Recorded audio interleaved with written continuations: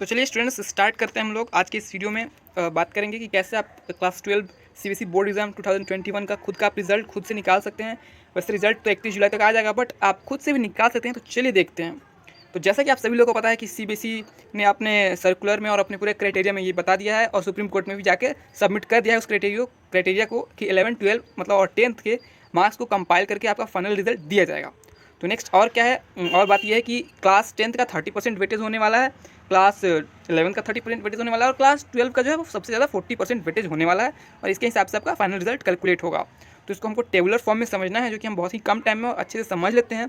तो जैसे कि मान लीजिए आपको क्लास 12 का है, उसमें 40% वेटेज है उसका। तो वो कैसे होगा, आपने प्री बोर्ड एग्जाम दिया होगा। अगर बहुत सारे बढ़िया स्कूल्स ने और मैक्सिमम स्कूल्स ने फरवरी और मार्च के टाइम में प्री बोर्ड ले ही लिया था और प्रैक्टिकल्स भी ले लिया था। कुछ ऐसे स्कूल्स होंगे छोटे मोटे या फिर और भी बहुत सारे स्कूल्स होंगे जिन्होंने नहीं लिया होगा, तो ऐसा भी न्यूज़ में आर्टिकल में भी आया था। बट मैक्सिमम स्कूल्स ने प्री बोर्ड ले लिया है, तो उसी प्री बोर्ड के एग्जाम के मार्क्स का 40% वेटेज आपको लिया जाएगा। या फिर यूनिट टेस्ट हुआ होगा आपके 12th में कभी ना कभी, तो उसका ले लिया जाएगा। और या फिर अगर किसी स्कूल्स ने मिड टर्म कराया है, प्री बोर्ड वगैरह नहीं हुआ है उसका, और मिड टर्म भी कभी ना कभी हुआ ही रहा होगा बीच में, तो उसका भी कैलकुलेट कर सकते हैं ये लोग। ठीक है, तो इस हिसाब से ऑप्शन दिया गया है कि कोई भी ऐसा दिक्कत वाली बात ना आए। जो स्कूल प्री बोर्ड लिया है वो प्री बोर्ड के मार्क्स को 40% लेगा वेटेज। जो स्कूल प्री बोर्ड नहीं लिया है तो वो मिड टर्म या फिर यूनिट टेस्ट में से कोई ना कोई एक जरूर ही किया होगा, तो उसमें से वो 40% मार्क्स ले लेगा। तो यहाँ पे कन्फ्यूजन क्लियर हो जाता है। नेक्स्ट है क्लास 11th का मार्क्स। तो क्लास 11th में एग्जाम हुआ होगा आपका, फाइनल एग्जाम क्लास 11th में। 12th में जाने से पहले 11th में फाइनल एग्जाम तो हुआ ही होगा आपका, या फिर कोई ना कोई एक एग्जाम तो हुआ होगा। तो उस एग्जाम में जो आप थ्योरी का एग्जाम हुआ होगा आपका, उसमें जो रिजल्ट आएगा आपका, जो रिजल्ट आया हुआ होगा, उसका 30% मार्क्स यहाँ पे ले लिया जाएगा। ठीक है, और यहाँ पे एक और बात बता दूँ कि बहुत सारे स्कूल्स में ऐसा भी मैंने देखा है कि 11th में एग्जाम नहीं होता है। ये बात फैक्ट है, रियल है। बहुत जगह गाँव इलाका में या फिर छोटे शहरों में भी कुछ ऐसे छोटे स्कूल्स होते हैं जो 11th का एग्ज़ाम नहीं लेते हैं, या फिर कुछ छोटे मोटे टेस्ट ही करा लेते हैं, उसी से हो जाता है। तो उनमें जो होगा वो छोटे मोटे टेस्ट लिए होंगे उनसे ही होगा, या फिर वो क्या करेंगे वो वही लोग जानेंगे। ठीक है, लेकिन मोस्ट ऑफ द स्कूल्स और अच्छे स्कूल्स, बढ़िया स्कूल्स जो है 11th में भी एग्जाम लेते हैं एज यूजुअल अच्छे तरीके से। तो वही थ्योरी का जो फाइनल एग्जाम हुआ हुआ 11th में, उसका 30% वेटेज लिया जाएगा।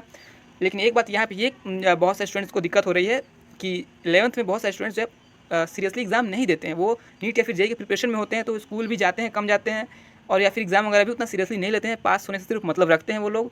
तो अगर 11th में आपका रिजल्ट ख़राब है तो फिर आपके लिए थोड़ी मुश्किल हो जाएगी, आपका नंबर कम हो सकता है।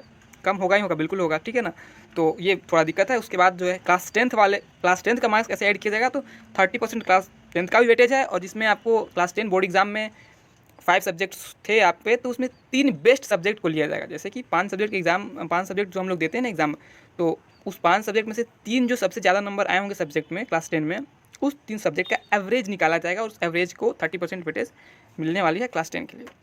तो क्लियर हो गया यहाँ पे। अब यहाँ पे किसी कोई कन्फ्यूज़न नहीं होनी चाहिए। ठीक है, तो हम लोग नेक्स्ट आगे बढ़ते हैं। नेक्स्ट ये बात बहुत इंपॉर्टेंट है कि क्लास 12 के जो सब्जेक्ट होते हैं उसमें प्रैक्टिकल्स भी होते हैं।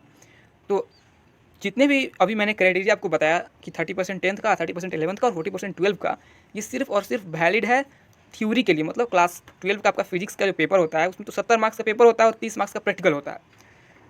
तो जो 70 मार्क्स आपको मिलेंगे ना, 70 में से जो भी मार्क्स मिलेंगे उसका क्राइटेरिया जो है वो रखा गया है ये सारा, जो 30% और 40% वाला। और जो 30 मार्क्स को प्रैक्टिकल का जो होता था फिजिक्स में आपका, तो वो प्रैक्टिकल आपका हुआ ही होगा फरवरी मार्च में, तो उस प्रैक्टिकल में से कोई छेड़छाड़ नहीं है। वो प्रैक्टिकल का नंबर एज यूजुअल आपका प्रैक्टिकल स्कूल में हुआ है, और जितना आप लाए हैं प्रैक्टिकल नंबर वो उतना मिल जाएगा आपको प्रैक्टिकल में। जो इवैल्यूएशन का क्राइटेरिया डिसाइड किया गया है वो only for theoretical subjects and only for theory part. Practicals में तो जो आपने दिया होगा प्रैक्टिकल स्कूल में जरूरी ही हो गया होगा, और उसी में से जितना नंबर आया होगा उतना नंबर मिल जाएगा। तो यहाँ बहुत ही बड़ा कन्फ्यूजन है, जो आप लोग क्लियर कर लीजिए। ठीक है ना, तो आई होप आपको क्लियर हो गया होगा ये सारा कहानी। ठीक है, तो चलिए अब हम लोग आगे बढ़ते हैं। वही सारा चीज़ मैंने इसमें लिख के रखा है, तो आप इसको पढ़ भी सकते हैं पहुँच करके, अदरवाइज मैंने तो समझा ही दिया अच्छे से। नेक्स्ट बात करते हैं हम लोग, इसको टेबुलर फॉर्म में समझ लेते हैं और पूरा कहानी क्लियर कर लेते हैं। जैसे कि मान लीजिए किसी स्टूडेंट को 80 मार्क्स आ रहा है किसी सब्जेक्ट में, जो नया अभी जो क्राइटेरिया बना है उसके हिसाब से 80 मार्क्स अगर किसी को आ रहा है, तो उसका मतलब क्या है उसको समझ लीजिए।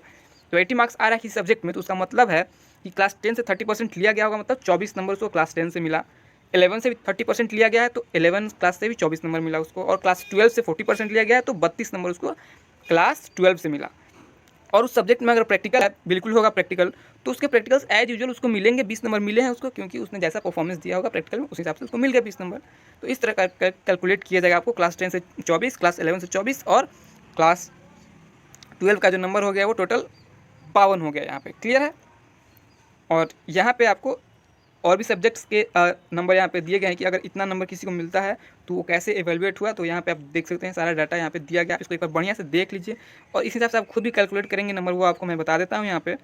तो सबसे पहले आप अपने 10th का मार्कशीट उठा लीजिए जहाँ भी आपने रखा है, और उसमें देखिए कि आपको 3 ऐसे टॉप देखिए सब्जेक्ट जिसमें आपको सबसे ज़्यादा नंबर हैं, उन तीनों नंबर को जोड़ लीजिए, 3 से डिवाइड कर दीजिएगा तो एवरेज निकल जाएगा। उसके बाद उसका 30% निकालिएगा, उसका 30% निकालिएगा उस एवरेज किए हुए नंबर का। एंड उसके बाद क्लास 11th का आपका जो एग्ज़ाम हुआ होगा उसका मार्क्स निकालिए, उसमें जितने मार्क्स आए होंगे आपके उसका 30% निकालिए। उसके बाद क्लास 12 में अगर आपका प्री बोर्ड हुआ है उसका अगर नंबर आपको मालूम है तो उसके आप नंबर को क्या कीजिए 40% कीजिए, टोटल नंबर को 40% कीजिए। एंड उसके बाद सारे को जोड़ दीजिए, जितना नंबर है वो आपका टोटल मार्क्स होगा, एंड उसको फिर 5 से डिवाइड करके अपना परसेंटेज निकाल लीजिए कि आपको क्लास 12 में एग्रीगेट कितने परसेंटेज आए हैं।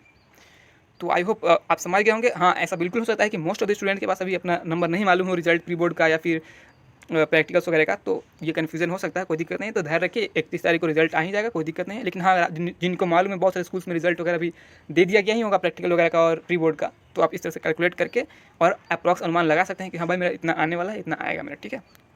उस हिसाब से अपना कॉलेज वगैरह प्लानिंग कर लीजिएगा आप। तो 31 तारीख तक रिजल्ट निकल जाएगा आपको। 15 जुलाई तक CBSE ने बोला है कि सारे स्कूल्स को सबमिट करने के लिए, और फिर 31 को आपका रिजल्ट निकलेगा। तो आई होप आपको सब समझ में आ गया हो। वीडियो पसंद आया हो तो लाइक कीजिएगा, चैनल को सब्सक्राइब करके नोटिफिकेशन आइकन को प्लीज़ प्रेस कर लीजिए, क्योंकि नेक्स्ट वीडियोज़ जो मेरे चैनल पे आने वाली हैं वो सब कॉलेज रिलेटेड वीडियोज़ आने वाली हैं कि कौन से कॉलेज जो है बढ़िया कॉलेज है साइंस के लिए, आर्ट्स के लिए, कॉमर्स के लिए, इस हिसाब से और भी कोर्सेज़ के लिए कि मान लीजिए BSc करना है तो उसमें कौन से बढ़िया होंगे, या फिर BBA करना है, इस टाइप से सब कोर्सेज़ के कॉलेज आने वाले हैं, टॉप कॉलेजेस। एंड उसके अलावा आपने देखा ही होगा मेरे चैनल पे मैंने कैरियर ऑप्शन के बारे में वीडियो बना के डाल दिया हुआ है। आर्ट्स, साइंस, कॉमर्स तीनों ही स्ट्रीम के कैरियर ऑप्शन के बारे में वीडियो बना के डाला है, बहुत से लोगों ने उसे देखा है, तो आप भी देखिए और कन्फ्यूजन को क्लियर कीजिए। एंड फिर मिलते हैं हम नेक्स्ट वीडियो में, तब तक के लिए bye and have a good day.